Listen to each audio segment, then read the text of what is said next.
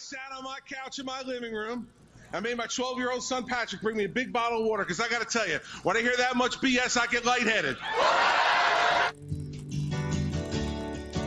I want to help the president, I'm sure, because he loves me. I'm sure he's out there listening. Mr. President, you have lived inside 1600 Pennsylvania Avenue for 4 years. If you can't change Washington from inside the White House, then let's get you the plane ticket back to Chicago you've earned.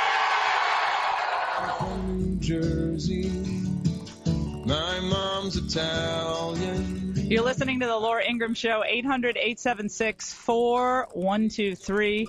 I'm watching this speech by Christie, this introduction of Mitt Romney in Ohio, and in my sick bed here in New York, I'm screaming laughing. This is what the crowd wants. They want to be fired up. And who better to do that than the governor of the great state of New Jersey, who joins us now for the first time ever on the Laura Ingraham Show. Hey, Gov, welcome. Laura, how are you? I'm doing great. You look like you were having fun yesterday. Oh, well, if you can't have fun in front of 12,000 people after the performance Mitt Romney gave last Wednesday night, then you don't belong in this business. Well, I'm watching this thing go down, and we're learning more information about Libya day by day and the real numbers on unemployment and how the administration's spinning that. And I'm thinking to myself, how do you advise him, someone who has such a charismatic appeal to people? How do you advise Mitt Romney, or just maybe give him your opinion on how to capitalize on that win in his next debate, where all eyes are going to be this time on Barack Obama to make sure he doesn't flop again? Well, listen, I think, the best way to approach that is to talk to the people of the country in the next debate the same way he did last week. It's to talk about, here are the differences. There are serious, substantive differences between me and the President of the United States, and you have a big choice to make here. And let me put a sharp point on the big choice you have to make on all those key issues. And I think that's what Governor Romney did. And I think that's why he was so effective last Wednesday night. And I think he's going to do exactly the same thing, while the President is going to have no choice but to come in there and attack and mischaracterize, be mean, spirited. He's going to do all those things because, he sees it slipping away. Governor Christie, yesterday this was in Iowa, Mitt Romney gave an interview to the Des Moines Register, and he said that there's no legislation with regards to abortion that I'm familiar with that would become part of my agenda. And a lot of folks who are pro-life, who've devoted a lot of time and energy to canvassing for Mitt Romney, heard that and they felt deflated. What can you tell us about this? Has he changed his position on this abortion issue? Listen, Laura, let me speak to all the pro-life voters out there, because I'm pro-life and how committed I am to it. And I've been with Governor Romney the last day and a half. This is no change in position for Governor Romney. We've talked about this issue for a long time. And he is pro-life. He is deeply committed to the issue. He's going to change the Mexico City issue. He's going to make sure that Planned Parenthood is no longer funded in the federal budget. He is committed to doing the things that will put forward a pro-life agenda. So, listen, every day there's going to be people who are going to try to parse every word. And I understand that, and so does he. But I got to tell you, I've looked him in the eye, talked about this issue, and I absolutely believe in my heart and know that he is personally committed to a pro-life agenda as president. Well, but the language, there's no legislation with regards to abortion I'm familiar with that's going to become part of my agenda.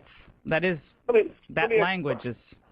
But Laura, listen, let me ask you a question. Governor Romney is speaking 20 hours a day, 7 days a week, and I think he's the times when he has said that things that he has said has not been put the most artful way. That you can always parse apart a sentence. You got to know what's in someone's heart. And I'm talking to pro-life voters who are listening to you today. And if you trust me on this issue, you have to listen. And that is that I know what his agenda is. I know what he believes. And I know that he stands for a strong pro-life agenda. And that's the kind of president he's going to be.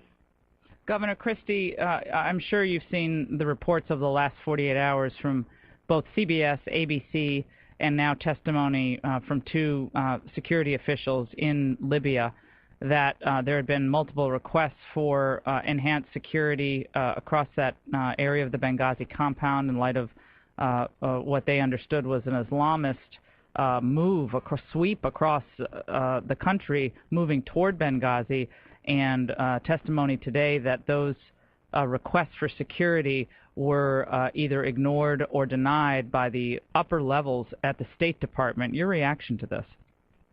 Well, listen, I think we need to have a complete investigation in this and get to the bottom of it.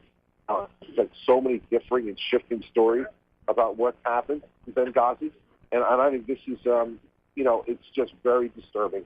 And what I want to hear from the president is, what are we going to do going forward? How is he going to ensure the safety of our diplomats around the world going forward? And what should the American people believe or not believe regarding our ability to be able to protect our embassies, our land, our sovereign places across the world? I mean, that's just as disturbing to me a question as what happened in Benghazi. I haven't heard a thing about the president for a plan on how he's going to ensure the safety of our diplomats and our citizens around the world. And if the American government can't do that, then it can't do the most basic responsibility. Governor Christie, I know you have to leave, but give us a little preview. What do you expect to see at the Veep debate tomorrow in Kentucky, in Danville, Kentucky? Paul Ryan versus Joe Biden. I know you've known Biden for some years, and he's a wily politician. He's a folksy guy, has a lot of appeal, a lot of blue-collar appeal. What do you expect to see? Well, I know that I know Senator Biden, as you said. I've known Senator Biden for almost 25 years now, and he is a very good politician. But he also knows he's got a big job on his hands.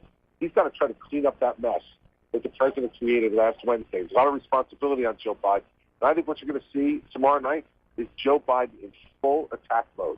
And I think, Paul Ryan's going to be ready to answer those attacks. But that's what you're going to see. You're going to see him trying to clean up the mess that President Obama created on Wednesday nights for their campaign. And so I think you're going to see a very aggressive, very assertive, attacking vice president tomorrow night.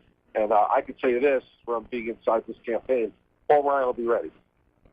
No, I don't think he's blowing off debate prep, as now we're learning President Obama did. And he chose to go to the Hoover Dam instead of doing his debate prep that his aides had asked him to do. That's the latest story that came out. Governor Christie, it is great to talk to you. What were you going to say? I didn't want to interrupt. Go ahead.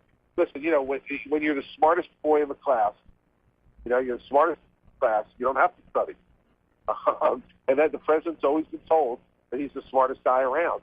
And that's why he didn't do his debate prep, because he didn't think he had it. Well, he got taken to school last Wednesday night by somebody who's prepared. That's the kind of person you want to be on the chair in the Oval Office. That's in it.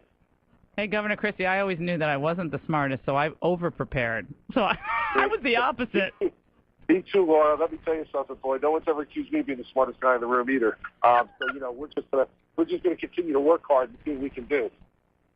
Governor Christie, we love you. Thanks so much for coming on. Don't be a stranger. Thanks, Laura. All right. Good luck out there. We'll take a break on the Laura Ingraham Show. Your reaction to this? I take Chris Christie at his word on this abortion issue, and he thinks Mitt Romney is committed. He's pro-life, and look, you are on the campaign for 20 hours. 20 hours a day you're on overdrive, and so people maybe take a deep breath. And that would be the big attack point for the Obama people if he said it probably any differently. So look, the strategy, you can question Mitt Romney's strategy, but you can't question the fact that there was a major bounce out of this debate in Denver, and we'll see if Joe Biden can come in and give the knockout punch to that Paulie Ryan. He's going to try to school Paul Ryan. Good luck. We'll take a break. Your reaction to all this on the Laura Ingraham Show coming up.